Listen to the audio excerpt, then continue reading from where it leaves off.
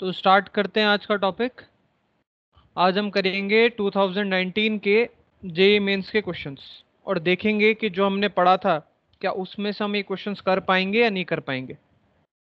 आज हम ये कोशिश करेंगे पूरे जेईई मेंस 2019 के क्वेश्चंस कंप्लीट हो जाए। पहली बात।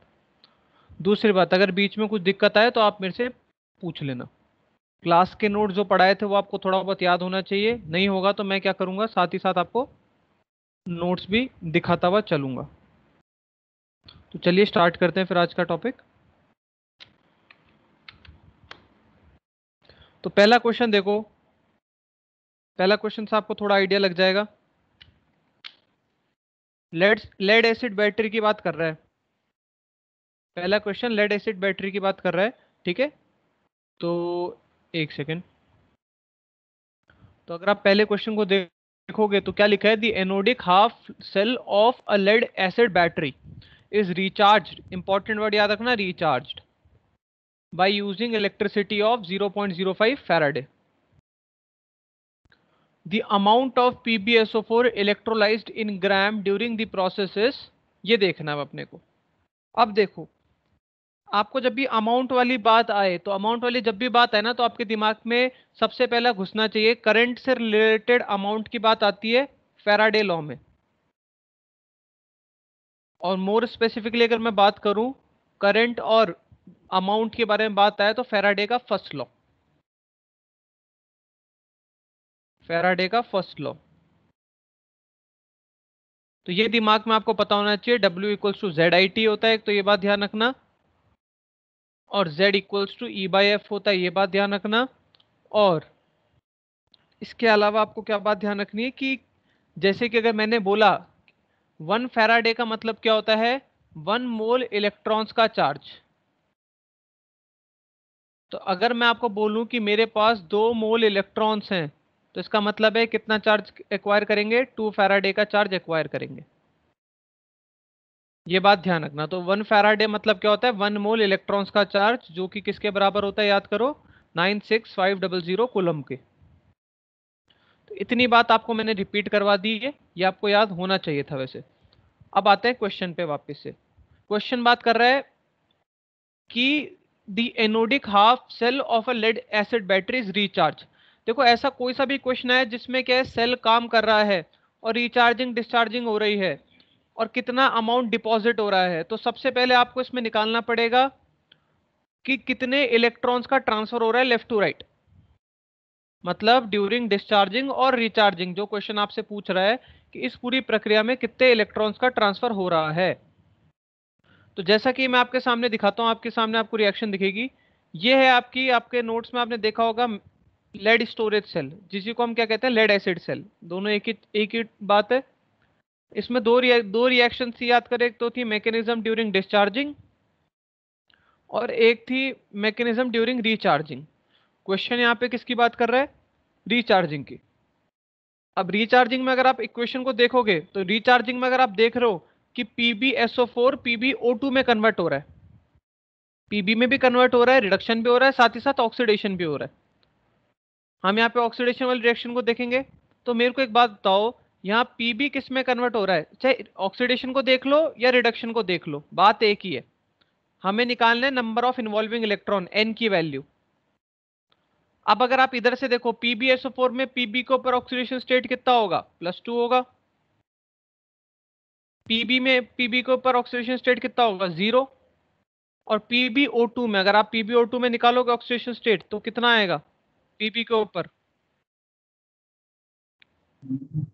+4। +4। Very good. +4, very good very good, +4। तो पीबी को ऊपर आएगा +4। तो ये एक डिस्प्रोपोर्शनेट रिएक्शन है। चाहे आप PbSO4 से PbO2 पे जाओ तो ऑक्सीडेशन हो रहा है, PbSO4 से पीबी पे जाओ तो रिडक्शन हो रहा है। अब आप नोटिस करो बात को, एक सेकेंड।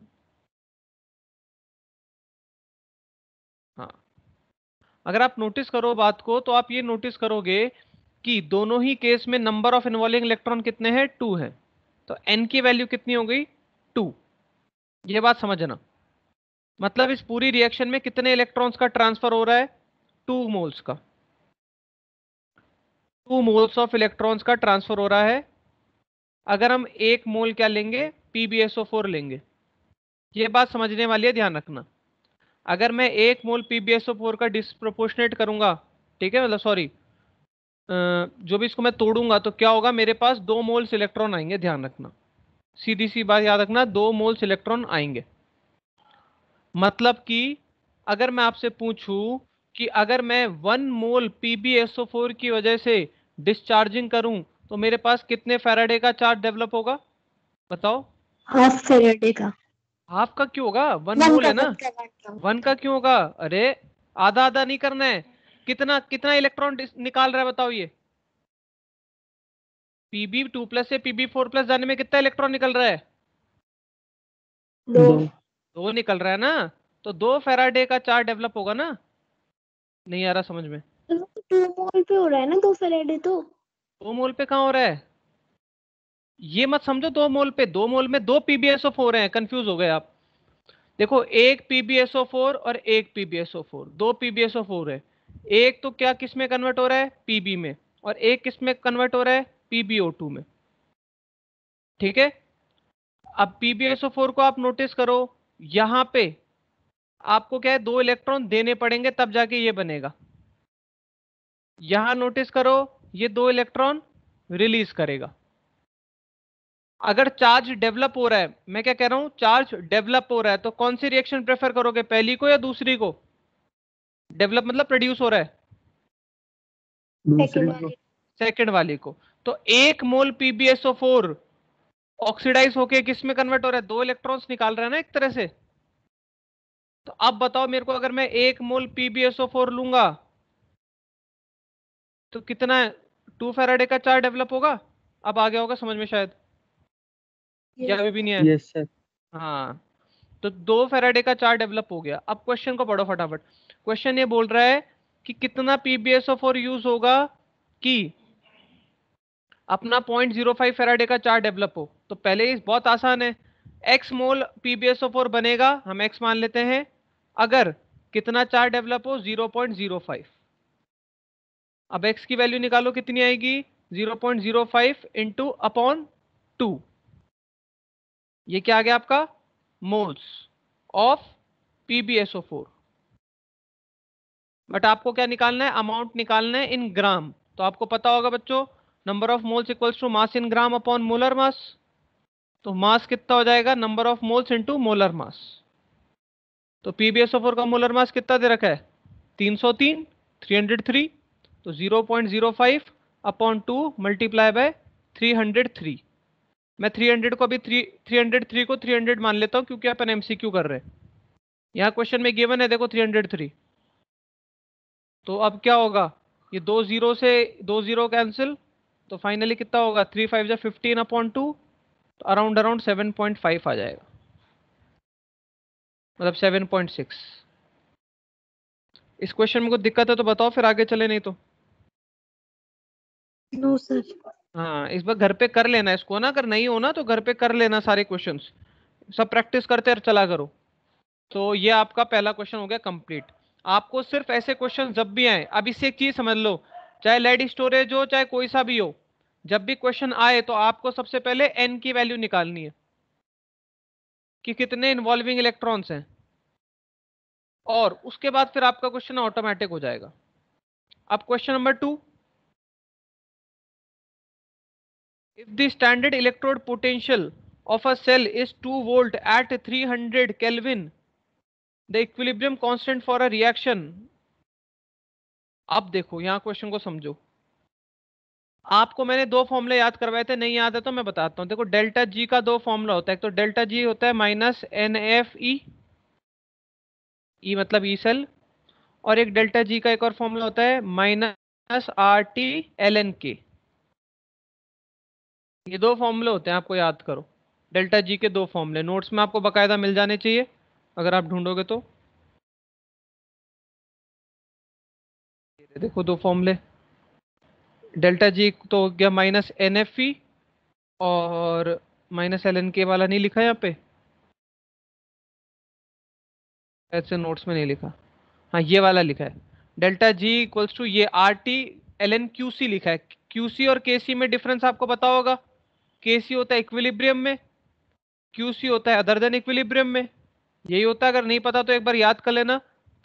क्या कहते हैं, इक्विलिब्रियम में याद रखना Kc हम जब भी प्रोडक्ट अपॉन, देखो Kc होता है concentration of product upon concentration of reactant at equilibrium, और Qc क्या होता है, concentration of product upon concentration of reactant other than equilibrium. अगर हम इक्विलिब्रियम की बात करें तो डेल्टा जी, मतलब अगर हम वैसे देखें तो डेल्टा जी का formula minus N F E, और डेल्टा जी का एक और फॉर्मूला होता है minus R T L N K. अब क्या मैं इसको ऐसे लिख सकता हूं क्या, N F E cell is equals to R T L N K. अब मेरे को बताओ नंबर ऑफ इन्वॉल्विंग इलेक्ट्रॉन कितने हैं, बताओ नंबर ऑफ इन्वॉल्विंग इलेक्ट्रॉन कितने हैं। एन 2। इलेक्ट्रॉन्स 2 है, वेरी गुड। एन की वैल्यू हो गई 2, क्योंकि दो इलेक्ट्रॉन्स, देखो यहां से यहां दो इलेक्ट्रॉन्स का ट्रांसफर हो रहा है, यहां से यहां भी दो इलेक्ट्रॉन्स का मतलब चेंजेस हो रहे हैं। साथ ही साथ अगर हम इधर देखें, एफ तो आप जानते हो 96500, ई नॉट ऑफ सेल या ई सेल कितना दे रखा है 2 वोल्ट।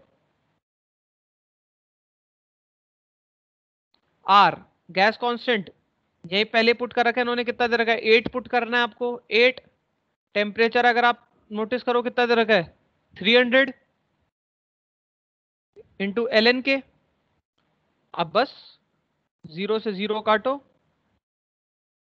और 2 2 जा 4, यहाँ पे आ गया 2, और अब इन दोनों को उधर भेज दो, तो 965 upon 6 is equals to L N K. अब काट दो, या राउंड राउंड कितना हो रहा है, 6 1 जा 6, 3 6 6 जा 36, और 6 1 जा 6, अराउंड राउंड 161 ले लो। तो अपने पास एल एन के की वैल्यू कितनी आ गई 161। तो मेरे को तो अब के कितना हो जाएगा याद करो, जब दोनों तरफ एंटीलॉग लूंगा तो ये क्या हो जाएगा, ई की पावर 161 हो जाएगा क्या, क्योंकि एल एन नेचुरल बेस ई होता है, नेचुरल बेस होता है, नेचुरल लॉग होता है। अरे अगर मैं ऐसे लिखता हूँ लॉग के इज इक्वल्स टू 15 है, तो मेरे को बताओ के कितना होगा बताओ, 10 10 की की पावर पावर 15। 15।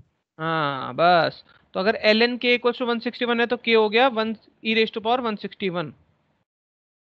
तो ई रेस्ट पावर कितना दे रखा है, कौन सा ऑप्शन होगा इसमें, A B C D, D option हो जाएगा। तो अब यहाँ पे इससे आपको इस क्वेश्चन के साथ एक और बात पता लग गई कि जब भी आपके पास गिब्स फ्री एनर्जी से रिलेटेड कुछ भी बात आए, या फिर के इक्विलिब्रियम कांस्टेंट और ई सेल के बीच में कुछ भी बात आए, ये लिखते हुए चलना नोट्स में, जब भी इनके बीच में कोई भी रिलेशन आए तो आपको ये दो फॉर्मूले याद कर लेने हैं, या तो ये या तो ये, इसके अलावा और क्वेश्चन कहीं से नहीं बनेगा। वापस कह रहा हूं, जब भी डेल्टा जी से रिलेटेड सवाल आए, या फिर इक्विलिब्रियम कांस्टेंट और ई सेल के बीच में एक दे रखा है दूसरा बताना है, दूसरा दे रखा है पहला बताना है, तो तब आपको ये दो फॉर्मूले आपके दिमाग में क्लिक करने चाहिए। तो ये आपका दूसरा क्वेश्चन भी यहाँ पे हो गया खत्म। अब आएगा तीसरा सवाल। तीसरा सवाल, अब देखो तीसरा सवाल करने से पहले, तीसरा सवाल थोड़ा बड़ा सवाल है, इसको अभी एक बार होल्ड करते हैं, बाकी हो जाएगा, कोई ज्यादा मुश्किल नहीं है, पर थोड़ा बड़ा सवाल है, पहले छोटे छोटे सवाल कर लेते हैं। अब चौथा सवाल देखो, चौथा सवाल थोड़ा ट्रिकी सवाल है, ध्यान से देखना, ध्यान से देखना चौथा सवाल। ये रहा, देखो, फॉर द सेल Zn से Zn2 प्लस, और ये आपका हो गया Mx प्लस से M, different half cells and their standard electrode potentials are given below. ये आपको दे रखा है Au3 प्लस से Au, Ag प्लस से Ag, Fe3 प्लस से Fe2 प्लस, और Fe2 प्लस से Fe। सबकी आपको वैल्यूज दे रखी है, रिडक्शन पोटेंशियल दे रखा है, ठीक है। अब आपको ये बताना है कि, आपको ये बोला है उसने कि if E not Zn2 plus से Zn क्या है -0.76 volt, which cathode will give maximum value of E not cell per electron transfer, ठीक है। हर एक इलेक्ट्रॉन में किसकी ई नॉट सेल की वैल्यू ज्यादा होगी, अब देखो क्वेश्चन थोड़ा सा ट्रिकी है। देखो ई नॉट सेल तो आप जानते हो बच्चों क्या होता है, ई reduction cathode minus E reduction anode. अब समझो मेरी बात, अगर मैं आपसे डायरेक्टली पूछता कि ई reduction cathode minus E reduction anode लगाना है डायरेक्टली, यहाँ पे पर इलेक्ट्रॉन नहीं लिखा रहता, मतलब डायरेक्टली ई नॉट सेल किसका ज्यादा होगा, तो जिसका डिफरेंस ज्यादा होगा उसका ई नॉट सेल ज्यादा होगा, सीधी सी बात है। जिसका डिफरेंस ज्यादा होगा उसके ई नॉट सेल ज्यादा होगा। तो ऑब्वियस सी बात है, देखो इन चारों में सबसे बड़ी वैल्यू कौन सी है, गोल्ड की है, प्लस में 1.4। तो अब पहले मेरे को एक बात बताओ, जिंक का क्या हो रहा है, ऑक्सीडेशन, और इसका क्या होगा, रिडक्शन। तो ये किसकी तरह बिहेव करेगा, कैथोड की तरह, और ये किसकी तरह बिहेव करेगा, एनोड की तरह। याद करो, ऑक्सीडेशन एनोड पे होता है, रिडक्शन कैथोड पे होता है। तो अब अगर मैं फॉर्मूला लगाऊंगा ई नॉट सेल का, तो E reduction of cathode minus E reduction of anode. तो देखो खुद सोचो, अगर आप Zn तो यहां पे पुट होगा, तो ये क्या हो सकता है, कैथोड में ये भी आ सकता है, ये भी आ सकता है, ये भी आ सकता है, और ये भी आ सकता है, चारों आ सकते हैं। बट ई रिडक्शन एथोड में, एनोड में कौन आएगा, हमेशा जिंक आएगा। अब मेरे को बताओ, अगर पर इलेक्ट्रॉन भूल जाओ, मैं बोल रहा हूं कि ई नॉट ऑफ सेल किस में ज्यादा होगा, चारों में से आप वैल्यू लगा के चेक करो, तो किस में ज्यादा होगा, गोल्ड में ज्यादा होगा। खुद सोच लो कि 1.4 माइनस माइनस 0.76, अरे ये तो प्लस हो जाएगा ये वाला पार्ट तो। अब आगे वाला जितना बड़ा वैल्यू होगा ई नॉट सेल उतना बड़ा होगा, सीधी सी बात है। तो ये बात ध्यान रखना कि अगर मैं यहां से पर इलेक्ट्रॉन निकाल दूं, हटा दूं, और मैं आपसे पूछूं कि अब ई नॉट सेल किस में मैक्सिमम होगा, जब हम कौन लेंगे कैथोड पे, तो हमेशा ध्यान रखना कौन आएगा, एयू। एनोड पे सॉरी, एनोड पे कौन लेंगे, नहीं नहीं नहीं, कैथोड पे, एनोड पे कहां से, एनोड पे तो जिंक है। ठीक है, ये बात क्लियर हो गई होगी शायद से आपको मैं क्या कह रहा हूं, कि Au3+ इस केस में बाजी मार लेगा। बट क्वेश्चन में यही तो ट्रिक है, बहुत सारे बच्चे इसका क्या गलत आंसर करके आएंगे, ये वाला। बट यहां पे क्या लिखा है, पर इलेक्ट्रॉन। अब पर इलेक्ट्रॉन का मतलब क्या है, मैं आपको समझाता हूं। आपको पता होगा, अगर आपको जब भी सेल की रिएक्शन लिखनी होती है, तो आप कैथोड और एनोड दोनों की रिएक्शन को मर्ज करते हो, दोनों की रिएक्शन को मर्ज करते हो। तो अब देखो, गोल्ड की रिएक्शन देखो, Au3+ किस में कन्वर्ट हो रहा है, Au में, Au3+ Au में कन्वर्ट हो रहा है, तो कितने इलेक्ट्रॉन गेन करेगा, 3 इलेक्ट्रॉन गेन करेगा। वेर जिंक कितने में कन्वर्ट हो रहा है, Zn से किस में कन्वर्ट हो रहा है जिंक, Zn2+ में, तो कितने इलेक्ट्रॉन लूज करेगा, 2 इलेक्ट्रॉन लूज करेगा। तो मेरे को एक बात बताओ, अब अगर मेरे को दोनों को मर्ज करना हो, ऊपर वाले को और नीचे वाले को, तो क्या करूंगा, ऊपर 2 से मल्टीप्लाई, नीचे 3 से मल्टीप्लाई। तो यहाँ पे आ जाएगा 3, यहाँ पे आ जाएगा 6, यहाँ पे आ जाएगा 3, सिंपल सा। ना ना ना ना, क्या कर दिया मैंने,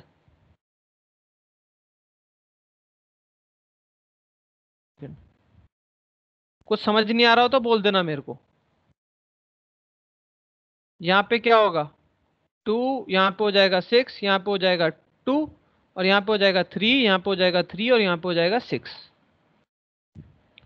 तो अब मेरे को बताओ, इस पर्टिकुलर दोनों की मर्जर के लिए नंबर ऑफ इन्वॉल्विंग इलेक्ट्रॉन कितने हैं, एन की वैल्यू कितनी है, 6। 6 है, एन की वैल्यू 6 है। तो जो इसका ई नॉट ऑफ सेल जो एक्चुअल में आएगा, उसकी वैल्यू को अगर आप 6 से डिवाइड करोगे, तब जाके आपका आंसर आएगा E not of cell per unit electron. आपको क्वेश्चन में ई नॉट ऑफ सेल नहीं निकालना, आपको निकालना है ई not of cell per electron. अब पहले चारों को एक बार माइनस कर करके देख लेते हैं, चारों को माइनस कर करके देख लेते हैं। पहले normal E not of cell निकाल के देखते हैं। ये तो आपको समझ में आ ही गया होगा कि पहले कौन आएगा, ई सेल क्या होगा, E not of cell, E reduction cathode minus E reduction of anode. Cathode की वैल्यू कुछ भी हो, इन चारों में से कुछ एक होगी, मैं अभी एक्स मान लेता हूं, एक्स माइनस एनोड की तरफ तो कौन होगा, -0.76। तो अब इनको ऐड कर देंगे तो कितना हो जाएगा, एक्स प्लस 0.76। तो मेरे को फटाफट बताओ, अगर मैं गोल्ड की बात करूं, अगर इन दोनों का सेल बने, तो ई नॉट ऑफ सेल कितना आ जाएगा, 1.4 प्लस 0.76 मतलब कितना हो गया? 2.16। 2.16 हो गया। अब इन दोनों का बनेगा तो क्या हो जाएगा बताओ? एड 1.56। 1.56 और इन दोनों का 1.53 5। 1.3 और इन दोनों का 1.21 1.21। बस बस बहुत सही किया आपने। अब देखो बस इतना आपने निकाल लिया। अब इतना निकालने के बाद आप नंबर ऑफ इन्वॉल्विंग इलेक्ट्रॉन निकाल लो। इसके लिए नंबर ऑफ सर ये इन्वॉल्विंग लास्ट वाले का हाँ कितना आ रहा 1.21 कैसे आएगा? वो है? फिर माइनस में है ना? माइनस पॉइंट पता नहीं, फिर गलत कर दिया इन्होंने। हाँ 1.21 तो क्यों आएगा? 0.32 आ रहा है ना? 0.32 गलती कर दी। चलो अब मेरे को बताओ, पहले वाले में नंबर ऑफ इन्वॉल्विंग इलेक्ट्रॉन कितने हो गए? 6। अब सेकंड वाले में बताओ कितने होंगे? Ag प्लस Ag में कन्वर्ट हो रहा है। जिंक वाली रिएक्शन तो देखो सेम होगी, खुद दिमाग लगाओ जल्दी जल्दी। Ag प्लस Ag में तो कितने इलेक्ट्रॉन गेन करेगा? एक। Zn प्लस में तो दो। कितने होंगे इन्वॉल्विंग इलेक्ट्रॉन? यहाँ 2 मल्टीप्लाई करना है बस, बैठ गया हिसाब 2 किताब। इलेक्ट्रॉन 2 इलेक्ट्रॉन तो इसके लिए n की वैल्यू हो गई 2। तीसरे वाले में बताओ Fe3 प्लस से Fe2 प्लस, बहुत आसान है। Fe3 प्लस से Fe2 प्लस कितना इलेक्ट्रॉन ट्रांसफर होगा? एक यहाँ हो गया। अब अगर बैलेंस करना होगा तो क्या करेंगे? 2 से मल्टीप्लाई करेंगे ना बस। सेम सेम चाहिए बस अपने को तो कितने हो गए इसमें भी? 2 इलेक्ट्रॉन। और चौथे वाले में बताओ कितने हो गए? Fe2 प्लस से Fe2 प्लस से Fe कितने इलेक्ट्रॉन का ट्रांसफर होगा? 2 इलेक्ट्रॉन का। 2 इसमें तो पहले से बैलेंस हो रखा है, कुछ मल्टीप्लाई करने की जरूरत ही नहीं है। तो कितने हो गए? 2 इलेक्ट्रॉन। मतलब गोल्ड के अलावा बाकी सब में 2 2 इलेक्ट्रॉन है। अब आपको क्या करना है देखो, खुद सोचो। अब आपको क्या करना है? ये तो पूरा ईएमएफ था, ये नंबर ऑफ इलेक्ट्रॉन्स हैं, तो ईएमएफ पर यूनिट इलेक्ट्रॉन इसका कितना हो जाएगा? 2.16 डिवाइडेड बाय 6।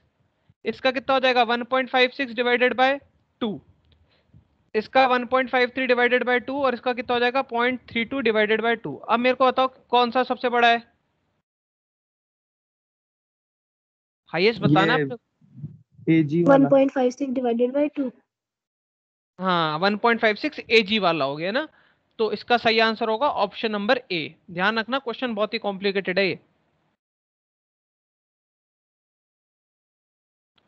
इलेक्ट्रोकेमिस्ट्री में थोड़े से कॉम्प्लिकेटेड क्वेश्चंस आएंगे, पूरा फिजिकल केमिस्ट्री है इसलिए थोड़े कॉम्प्लिकेटेड क्वेश्चंस आएंगे। ये बात ध्यान रखना, कॉन्सेप्ट सारे वही लगेंगे। अभी तक हमने कोई नई चीज नहीं पढ़ी है, ये सारी चीज हमें पढ़ी होनी, मतलब सारी क्लास वाली चीजें हैं, बस कॉन्सेप्ट लगेगा। तो ये डिफिकल्ट क्वेश्चन है, ध्यान रखना, ये हार्ड क्वेश्चंस में से आता है ये। इसकी कंसिडरेशन हार्ड क्वेश्चन में है, इजी नहीं है ये, क्योंकि गड़बड़ हो जाती है और टाइम कंज्यूमिंग है। बट चलो कोई बात नहीं, कुछ दिक्कत हो तो मुझसे पूछ लेना। अब हम चलते हैं आगे फिफ्थ क्वेश्चन पे। फिफ्थ क्वेश्चन बहुत ही आसान आसान क्वेश्चन है, ये क्वेश्चन गलत नहीं होना चाहिए आपका। फिफ्थ क्वेश्चन बहुत ही आसान क्वेश्चन है, गलत नहीं होना चाहिए। आपको बोला है, आपको केसी दे रखा है, ई नॉट ऑफ सेल निकालना है। फॉर्मूला आपको शायद से पता चले गया होगा कौन सा यूज करना है। ईसी और इसमें कौन सा लगते हैं हमारे पास? RTL माइनस RTL इनके हाँ माइनस RT LNC। अब देखो, अब देखो, ना ना ना ये थोड़ी ना करना है, दो फॉर्मूले लगेंगे ना। गड़बड़ कर दी। डेल्टा जी का फॉर्मूला क्या होता है? एक तो होता है माइनस NFE, एक डेल्टा जी का फॉर्मूला क्या होता है? Minus RT minus RT LN के। LN के। अब दोनों को मर्ज कर दो, दोनों को मर्ज कर दो, तो NFE is equals to RT LN के। तो अब E कितना हो जाएगा? E हो जाएगा आपका RT अपॉन NF LN के। अब देखो क्वेश्चन को देखो, कुछ गिवन है अपने को। 2.303 RTF की वैल्यू कितनी है? 0.059 पहले ही गिवन है, वैसे याद भी रखनी होती है वैल्यू, ये अपन ने याद रख रखी है वैसे, बट इसको याद भी रखनी होती है। हाँ पहले इस लॉग को, नेचुरल लॉग को कन्वर्ट कर दो लॉग बेस 10 पे, तो कितना हो जाएगा? 2.303 RT upon NF log K। अब देखो, अब इसने खुद ही बोल दिया कि 2.303 RT अपॉन F की वैल्यू कितनी दे रखी है, 0.059। तो अपन 2.303 इतने पार्ट को पहले से रिप्लेस कर दे के किससे लिख देंगे, 0.059। अब log और K की वैल्यू कितनी है, कितनी दे रखी है, 10 × 10⁻15। अब पता नहीं पागल बनाने के लिए लिखा हुआ रहता है ये, इसको डायरेक्टली अपन डायरेक्टली लिखो ही क्या, 10⁻16 लिखो, 10⁻16। अब देखो,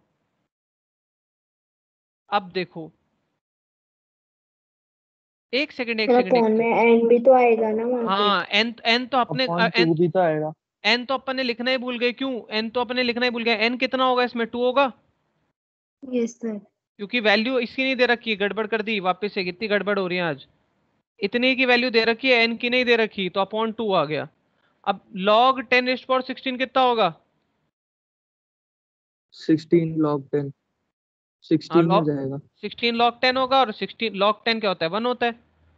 तो 0.059 अपॉन 2 × 16, ये हो गया 8। अब इसको बेसिक सा मल्टीप्लाई कर देंगे, कर लेते हैं, 0.06 मान लो इसको, तो 6 8 जा 48 हो गया, तो 0.48 हो गया ये।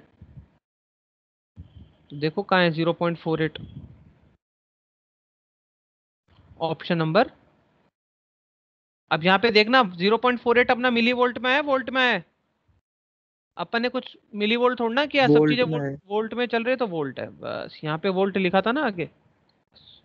तो ये क्वेश्चन इतना मुश्किल नहीं था, ये तो बिल्कुल क्लास वाला ही न्यूमेरिकल था, आराम से हो सकता था ये, अगर आपको थोड़ा बहुत भी आइडिया है तो। अब आते हैं अगले क्वेश्चन में। अगला क्वेश्चन सबसे इजी सवाल, नहीं अगला क्वेश्चन इजी नहीं है, इसको भी छोड़ते हुए चलो, अभी फिलहाल छोड़ते चलो। एक तो इसमें कैलकुलेशन बड़ी है, और एक इसमें कैलकुलेशन बड़ी है। अब सेवेंथ क्वेश्चन बहुत ही इजी क्वेश्चन है। अगर आपको कोलरॉस लॉ के बारे में थोड़ा भी आइडिया है, तो आप सेवेंथ क्वेश्चन आसानी से कर सकते हो। तो पहले तो मेरे को सेवेंथ क्वेश्चन में लैम्डा एम निकाल के बताओ, लैम्डा एम निकाल के बताओ एच ए का, अगर आपको आता है। आदित्य आपको आता है क्या, ये नहीं आता, कोलरॉस लॉ? नहीं आता सर। नहीं आता, नहीं आता। तो जिस नहीं आता तो मैं बता ही देता हूँ फिर। देखो, तीन है आपके पास जिनकी वैल्यू दे रखी है लैम्डा एम नॉट की। लिमिटिंग मोलर कंडक्टिविटी दे रखी है NaCl HCl और Na की जो दे रखी है, ठीक है। मैं सबकी एक बार पूरा लिख लिख के बताता हूँ आपको। NaCl टूटेगा तो किस में टूटेगा, Na प्लस और Cl माइनस में। इसकी वैल्यू कितनी दे रखी है, इसकी वैल्यू दे रखी है 126.4। पहले सारे तोड़ ही लेता हूँ, और आपको निकालनी किसकी है, वैल्यू देखो कितनी कितनी दे रखी है, 126.4, 425.9,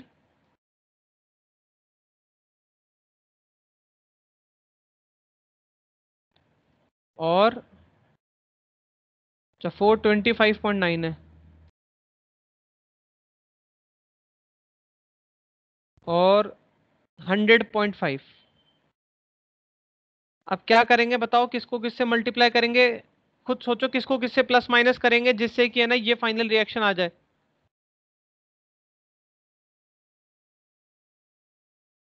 देखो, 2 और 3 को ऐड कर दे, और और 1 को 1 को माइनस कर माइनस दे। कर दो। 2 और 3 को ऐड करके और 1 को माइनस कर दे। आदित्य समझने की कोशिश करो, अपने को निकालना है H प्लस और A माइनस का। तो अगर मैं इन दोनों को ऐड करके इससे माइनस कर दूं, तो Na प्लस और Cl माइनस के आयन कैंसिल हो जाएंगे, तो क्या बचेगा, H प्लस और A माइनस बचेगा। तो कितना हो गया, देखो 2 की वैल्यू कितनी थी, 425.9, इसकी कितनी थी 100.5, माइनस 126.4। अभी कितना आ रहा है देख लेना, कितना आ रहा है मेरे को भी आइडिया नहीं है। इसकी कुछ वैल्यू आएगी, कितना हो गया, सर 426, 400 आ 5, कितना आ रहा है, अच्छा 400, 400। हाँ 400 आ रहा है। तो 400 वैल्यू आ गई आपकी। अभी यूनिट यूनिट नहीं लिख रहे अपन, MCQ कर रहे हैं ना, तो 400 आ गई आपकी। तो सब मिटा देता हूँ मैं। तो lambda naught M of H A आ रहा है 400। Very good. आपको क्या निकालना है, डिग्री ऑफ डिसोसिएशन निकालना है, याद रखो डिग्री ऑफ डिसोसिएशन। तो डिग्री ऑफ डिसोसिएशन आपको पता ही है कैसे निकालते हैं, अगर आपको याद हो तो। अल्फा की वैल्यू क्या होती है, lambda M c upon lambda M not. अब लेमडा एम सी निकालो फिर, लेमडा एम सी कितना आ रहा है, ये दे रखा है ना, if conductivity of this fin कैसे आएगी, कप्पा कितना है 5 × 10⁻⁵ इंटू 1000 अपॉन एम। M. हाँ, अब इसको सॉल्व करते हैं, कितना हो गया, देखो 5 इंटू एक, 5 ही हो गए, 3 ही हो गए तो बचे 2, 2 और 3 ऊपर गए, 50. 10 हो गया, तो 50 आ गया। वेरी गुड वेरी गुड, 50 आ गया। तो अब कहाँ पे थे अपन, लेमडा एम सी कितना हो गया 50, लेमडा एम नॉट कितना हो गया 400, तो कितना हो गया ये 1/8। 1/8 को सॉल्व करेंगे तो 0.125। दो कितनी सिंपल मैथ्स हो गए, मैं तो डर रहा था भी, मतलब बड़ा ऑप्शन हो गया, बताओ थर्ड ऑप्शन, कितना आसान सवाल था बताओ। अब आते हैं एट्थ क्वेश्चन पे। एट्थ क्वेश्चन पे, एट्थ क्वेश्चन देखो याद करो मेरे को तो, स्ट्रॉन्गेस्ट ऑक्सीडाइजिंग एजेंट कौन होगा जिसका रिडक्शन पोटेंशियल कम होगा ज्यादा होगा, ज्यादा होगा। देखो याद रखो जिसका रिडक्शन पोटेंशियल ज्यादा होता है इसका मतलब क्या है कि वो रिडक्शन करेगा, अच्छे से रिडक्शन करेगा, कि ज्यादा है ना पोटेंशियल तो ज्यादा अच्छे से करेगा। और अगर रिडक्शन ज्यादा अच्छे से करेगा मतलब वो कौन से एजेंट की तरह बिहेव करेगा, ऑक्सीडाइजिंग एजेंट की तरह बिहेव करेगा। अब आपसे पूछा है कि इनमें से सबसे बेस्ट ऑक्सीडाइजिंग एजेंट कौन होगा, तो सीधी सी बात है जिसका रिडक्शन पोटेंशियल ज्यादा होगा। अब पहले तो ये चेक करो कि क्या सबका रिडक्शन पोटेंशियल ही दे रखा है या ऑक्सीडाइजेशन पोटेंशियल भी दे रखा है। देखो यहाँ पे ऑक्सीजन की वैल्यू कितनी है 0, ऑक्सीडेशन नंबर जो है ऑक्सीजन का 0, यहाँ पे कितना है -2, तो क्या हो रहा है रिडक्शन। यहाँ पे देखो मेरे को बताओ H2OA2 नेगेटिव में सल्फर का ऑक्सीडेशन नंबर क्या होगा, 8. है ना, H2OA2 नेगेटिव, 2x तो 7 माइनस आएगा। 16 इक्वल्स टू -2, तो 2x इक्वल्स टू 14, तो x इक्वल्स टू 7। और SO4 डाई नेगेटिव में तो सबको पता ही होना चाहिए कितना होता है, 6 होता है, तो बचपन से पता होगा आपको। तो क्या यहाँ पे भी रिडक्शन हो रहा है, जी हाँ यहाँ पर भी रिडक्शन हो रहा है। इसमें देखो Br2 में 0 होगा क्योंकि Br2 अकेला है, और इसमें -1 मतलब यहाँ भी रिडक्शन हो रहा है। और AU3 प्लस AU यहाँ भी रिडक्शन हो रहा है। अब बताओ फटाफट किसका रिडक्शन पोटेंशियल सबसे ज्यादा है, पहला दूसरा तीसरा चौथा, ऑप्शन बताओ, बताओ साफ दिख रहा है सामने, तो थर्ड वाला। थर्ड वाला दिख रहा है ना, सबसे ज्यादा वैल्यू इसकी है, देखो दिख रहा होगा सामने सामने। तो क्योंकि इसका रिडक्शन पोटेंशियल सबसे ज्यादा है, स्ट्रॉन्गेस्ट ऑक्सीडाइजिंग एजेंट। ऐसे सवाल गलत मत करके आना, मैं पहले कह देता हूं, ऐसे सवाल गलत मत करके आना कि किसका रिडक्शन होगा। याद करो पावर पोटेंशियल का रिलेशन क्या होता है बताओ, रिड्यूसिंग पावर और रिड्यूसिंग पोटेंशियल का इनवर्स। इनवर्स। ये बात याद रखनी है सब चीजें, कि पावर और पोटेंशियल इनवर्स रिलेशन होता है। तो चलो कोई बात नहीं, आगे चलते हैं। अब करते हैं नाइन्थ क्वेश्चन, इसका आंसर थर्ड हो गया ना, नाइन्थ क्वेश्चन।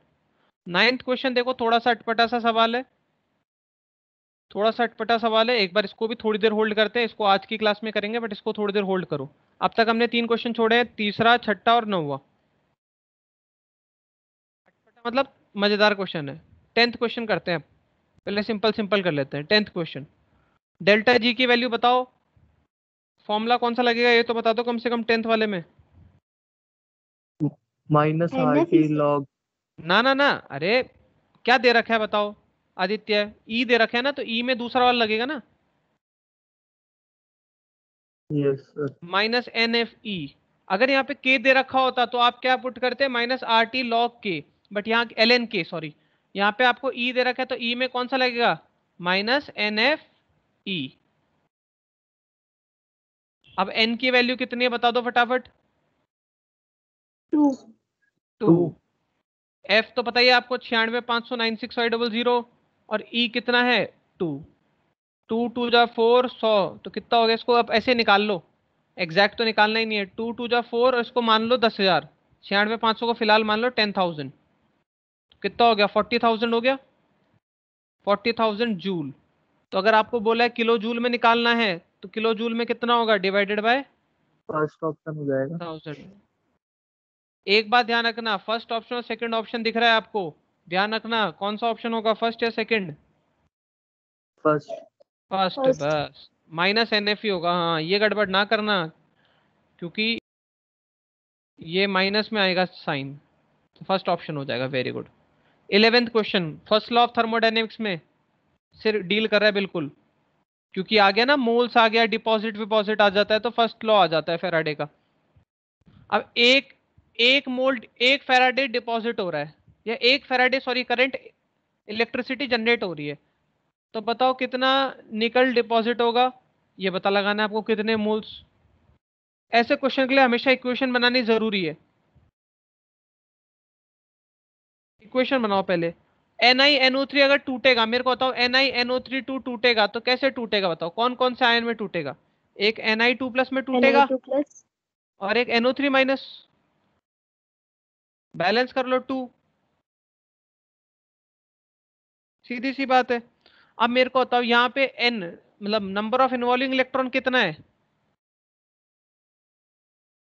2। 2. वैलेंसी फैक्टर ही होता है ना नंबर ऑफ इन्वॉल्विंग इलेक्ट्रॉन, तो 2 हो गया ना 2। मतलब खुद सोचो, अगर मेरे पास अगर 1 मोल NiNO3 होगा तो बताओ कितने क्या कहते हैं, कितने वो निकलेंगे, क्या कहते हैं, इलेक्ट्रॉन चार्ज। 2 फैराडे का चार्ज जनरेट होगा, कि 2 इलेक्ट्रॉन निकल रहे हैं ना, 2 मोल्स ऑफ इलेक्ट्रॉन। अब क्वेश्चन को देखो, आपके पास अगर 1 फैराडे का इलेक्ट्रिसिटी डेवलप हो रहा है तो बताओ कितना मोल होगा। एक में 2 हो रहा है, एक में 2 हो रहा है, तो 0.1 में कितना होगा, खुद ही निकाल लो। इसका आधा ही तो होगा, 0.1 का आधा, 0.1 का आधा कितना होगा बताओ, 0 0.05। 0.05। वेरी गुड वेरी गुड, बहुत सही है, थोड़ा थोड़ा तो समझ में आ ही गया। 0.05। ऐसे क्वेश्चन हमेशा ऐसे ही करते हैं, नंबर ऑफ इन्वॉल्विंग इलेक्ट्रॉन्स निकालते हैं। देखो 11th क्वेश्चन और फर्स्ट क्वेश्चन बिल्कुल एज इट इज सेम था, पहले बस आपको ये ऑब्जर्व करना है कि कहाँ पे कौन सी वैल्यू के बारे में बात हो रही है। चलो चलो कोई बात नहीं। Question number 11। आप सोच के बताना है, ध्यान रखना है, यहाँ पे नोट्स काम आएंगे बिल्कुल। मेरे को बताओ, इफेक्ट ऑफ डाइल्यूशन वाला टॉपिक पढ़ा था हमने। कंडक्टिविटी बताओ, डाइल्यूशन के साथ बढ़ती है कम होती है, क्या होता है कंडक्टिविटी, ध्यान रखना कंडक्टिविटी की बात कर रहा हूं, कप्पा की।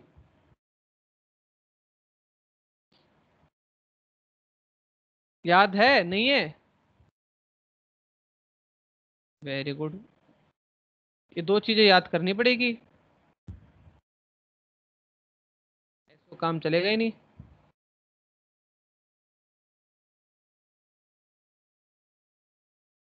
यहाँ देखो, सर इनवर्स होता है क्या?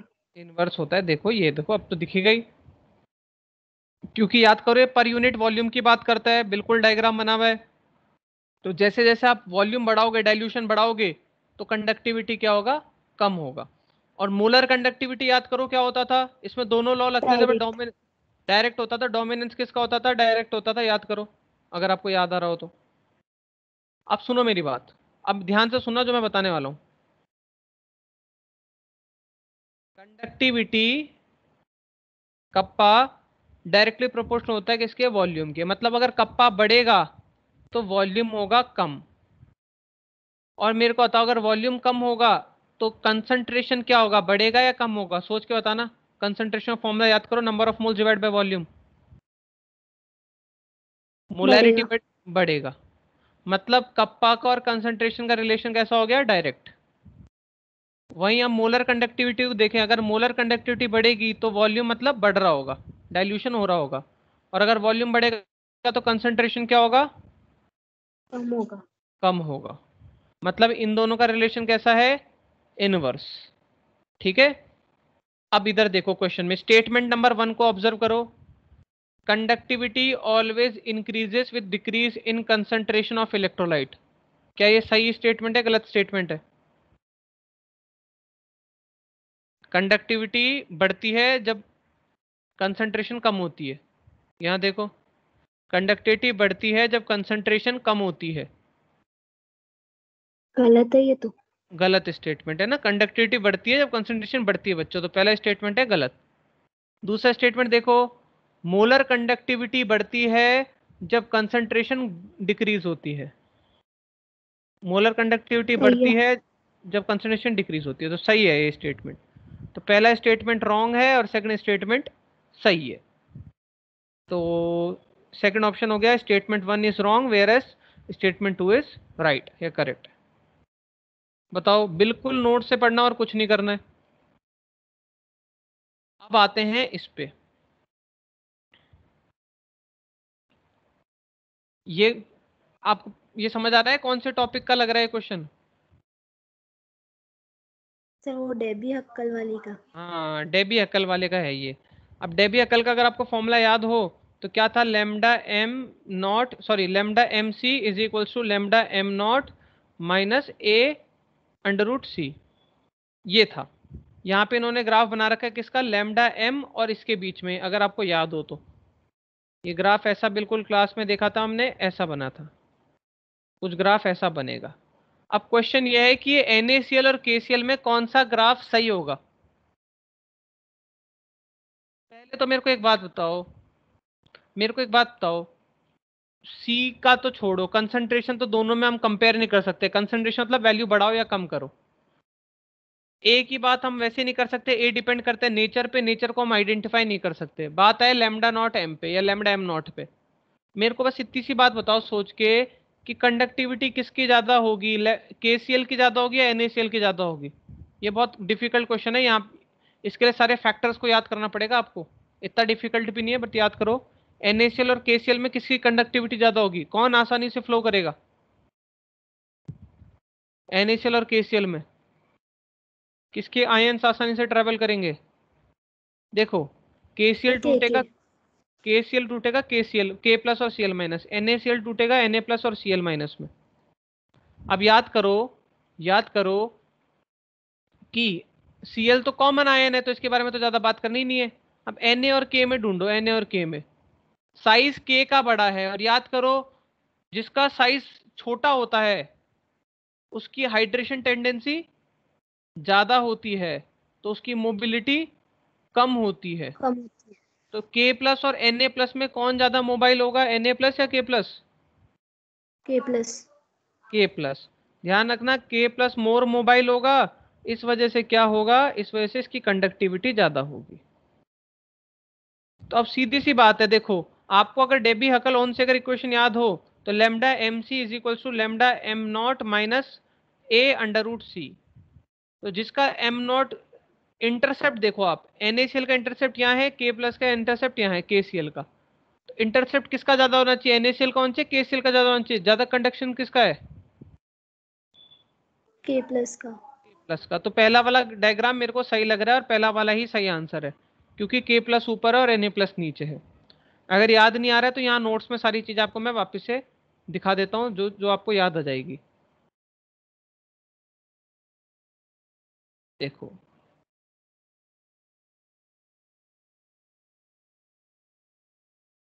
देखो सबसे पहला ये कंडक्टेंस का सबसे पहले इंपॉर्टेंट रोल है हाइड्रेशन टेंडेंसी। यहाँ देखो, यहाँ दे रखा है कि हाइड्रेशन टेंडेंसी किसकी होगी ज्यादा, K प्लस की। साइज ज्यादा है किसकी, K प्लस की, तो चार्ज डेंसिटी किस में ज्यादा होगी, Na प्लस की। तो अगर चार्ज डेंसिटी ज्यादा होगी तो क्या होगी, आपकी मोबिलिटी क्या होगी, कम होगी, कम होगी। और कंडक्शन भी कम होगा, बस बस। और डेबी हक्कल से अगर तो आपको पता ही होना चाहिए। आ गया वो, ये रहा, ये देखो ये रहा ग्राफ। तो यहाँ पे जो ये स्लोप होता है लेमडा एम नॉट होता है, बस। कितना आसान, मतलब आसान नहीं है, बट अगर एक बार कर लेंगे कुछ क्वेश्चंस और 50-60 क्वेश्चन और लगा लें तो इसमें से गलती होने की संभावना बहुत कम है। क्वेश्चन नंबर 13 देखो, लास्ट क्वेश्चन इस वाली शीट का। अब देखो सबका इन्होंने क्या दे रखा है, रिडक्शन पोटेंशियल दे रखा है, सब रिडक्शन पोटेंशियल है। अब रिडक्शन पोटेंशियल दे रखा है, ऑक्सीडाइजिंग पावर के ऑर्डर में आपको इंक्रीज करना है, अब सोच के इंक्रीज करना और जवाब देना। खुशी बताएंगे कि मेरे को लगता नहीं आदित्य को पता होगा ये। पावर पोटेंशियल याद रखो, सोच के बताओ सर आपके इनवर्स पास। रिलेशन होता है। मेरे को आंसर ऑप्शन बताओ कौन सा सही है, पहला, दूसरा, तीसरा, चौथा। सब उल्टा पुल्टा लगा के बताओ। ऑक्सीडेशन पावर का बताना है आपको रिलेशन, सोच समझ के।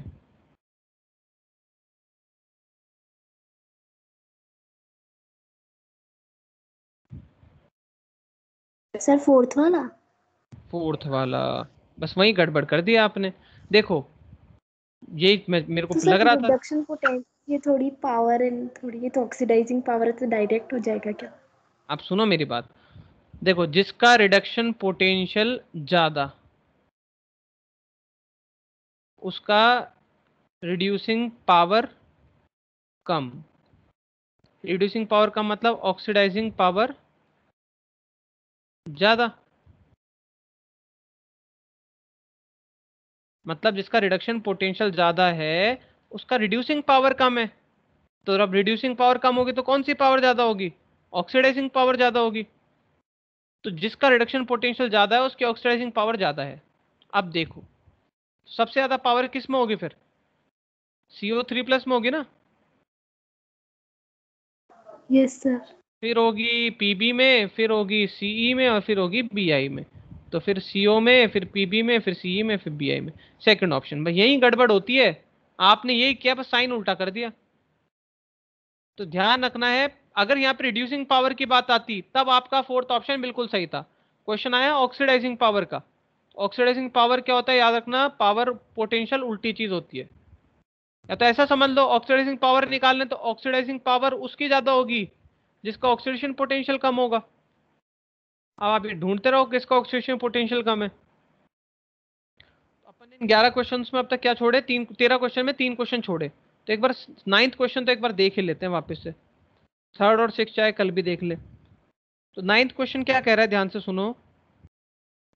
9th क्वेश्चन बोल रहा है कि इसका रिडक्शन पोटेंशियल बताओ क्या होगा। रिडक्शन पोटेंशियल बताओ क्या होगा। अगर Ag प्लस से Ag जाने में x लगता है, Fe से Fe2 प्लस से Fe में जाने में y लगता है, और Fe3 प्लस से Fe में जाने में z लगता है। बिल्कुल आसान सा सवाल है, बट थोड़ा सा समझने वाला सवाल है।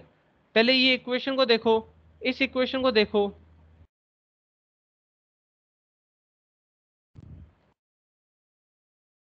इस इक्वेशन का अगर आप नोटिस करोगे तो Fe का तो हो रहा है ऑक्सीडेशन और Ag का हो रहा है रिडक्शन। तो E नॉट ऑफ सेल क्या होगा, याद देखो, E reduction of cathode minus E reduction of anode. अब जिसका रिडक्शन हो रहा है वो कैथोड की तरह बिहेव करेगा। तो E not of Ag plus से Ag minus E not of Fe3 plus से Fe2 प्लस। ठीक है, ये है, ये निकालना है आपको। अब मेरे को बताओ, Ag प्लस से Ag की वैल्यू क्या दे रखी है, x। तो यहाँ पे तो क्या आ जाएगा आपके पास, x। और Fe3 से Fe2 प्लस की वैल्यू दे रखी है क्या? Fe3 प्लस नो। से Fe दे रखा है और Fe2 प्लस से Fe दे रखा है। तो आप ध्यान से सुनो, ध्यान से सुनो।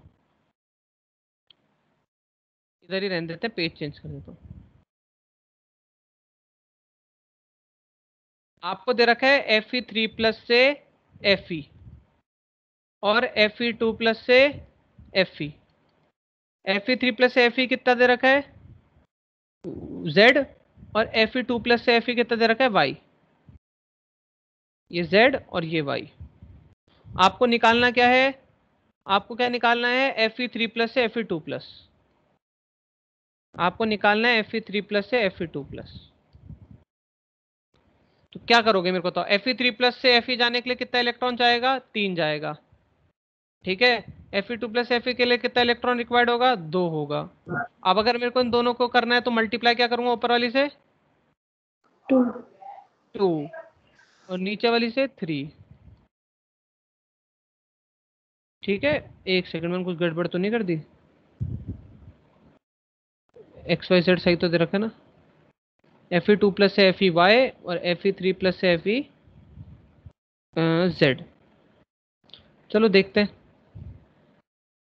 हाँ, तो अब क्या हुआ, बट ये कटेगा नहीं ना फिर। सर फिर उल्टी हाँ, कर देंगे ना एक रिएक्शन को। हाँ चलो ऐसे ऐसे कर देंगे, ऐसे कर देंगे।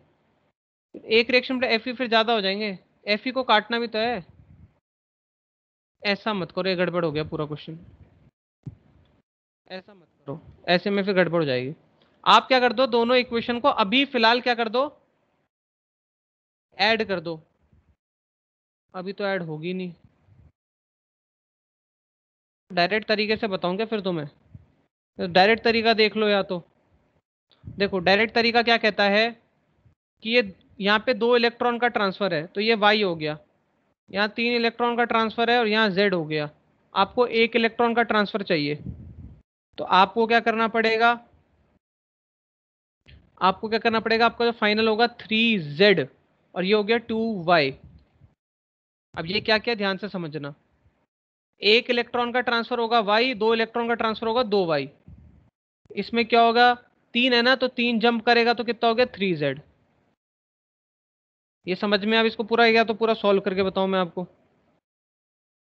देखो Fe2 प्लस से Fe कितना दे रखा है y, Fe3 प्लस से Fe कितना दे रखा है z।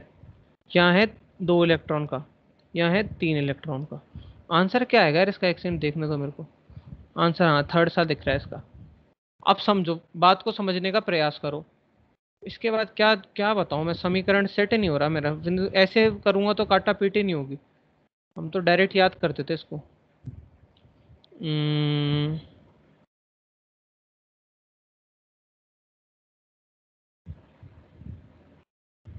समझ नहीं आ रहा क्या। चलिए इसको, या तो फिर मैं इसको बाद में बताऊं। बाकी इसको ऐसे याद करते हैं, अगर मैं आपको बताऊं तो, अगर जैसे शॉर्ट फॉर्म मतलब एमसीक्यूज में याद करते हैं ना, कि आपको जब भी 2 पोटेंशियल्स को मर्ज करके एक नया पोटेंशियल बनाना होता है, तो आप ये देखते हो कि 1 इलेक्ट्रॉन का ट्रांसफर कितना हो रहा है। इसमें 3 इलेक्ट्रॉन का ट्रांसफर हो रहा है तो पर पोटेंशियल कितना हो गया 3z मान लेते हैं। इधर 2 का ट्रांसफर हो रहा है तो हम मान लेते हैं 2y मान लेते हैं। अब हम इन आपस में इन दोनों को माइनस करेंगे तो क्या हो जाएगा 3z माइनस 2y, क्योंकि Fe3 से Fe2 में जाना है ना। अब वहां पुट कर दो -3z माइनस 2y, तो क्या हो जाएगा x minus 3z plus 2y। ऐसा होता है। बाकी मैं एक बार आपको इसको पूरा खोल के दिखा दूंगा, अभी या तो मेरे को टाइम लग जाएगा, या इसको ऐसा भी समझ लो अगर समझना चाहो तो। छोड़ो फिर, वैसे समझना दिक्कत हो जाएगी। देखो Fe3 plus Fe2 plus Fe plus Fe, Fe2 से लेकर Fe पे जाने में क्या लग रहा है y लग रहा है। Fe3 से Fe पे आने में कितना लग रहा है z लग रहा है।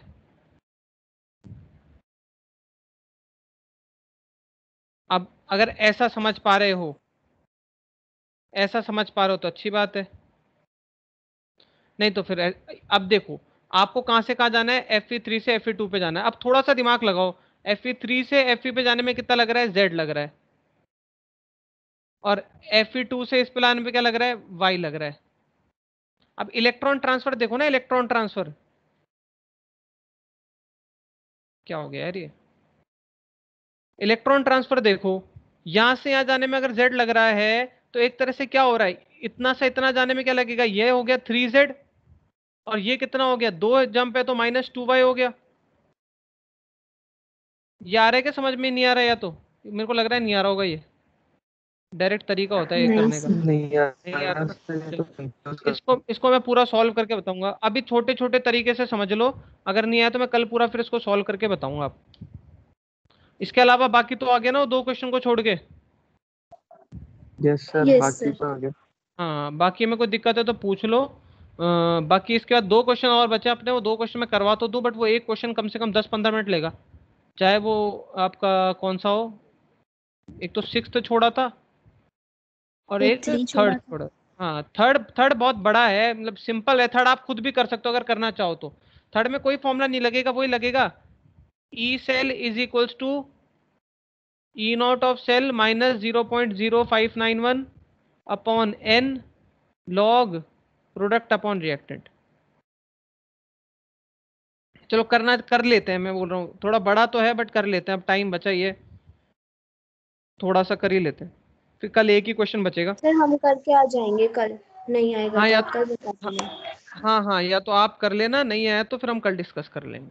ठीक है, चलो फिर बाकी हम करते हैं फिर नेक्स्ट क्लास में। कल भी सर